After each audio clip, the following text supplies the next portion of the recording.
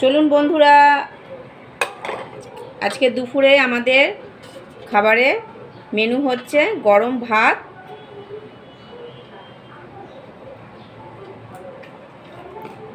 আজকে একদম সিম্পল করেছি।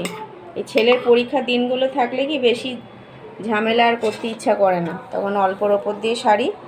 গরম ভাতের সাথে একটু কলমি শাক করেছি,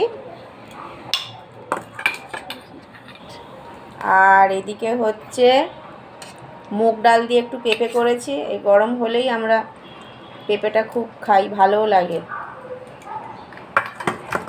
আর মা এই যে পুঁই বিটুলি এনেছে, পুঁই মিটুলি, আমার মুখ থেকে বারে বারে বিটুলি বেরিয়ে যায়। এটা হচ্ছে পুঁই মিটুলি, পাকা পুঁই মিটুলি। এইটা একটু করেছি চিংড়ি মাছ দিয়ে।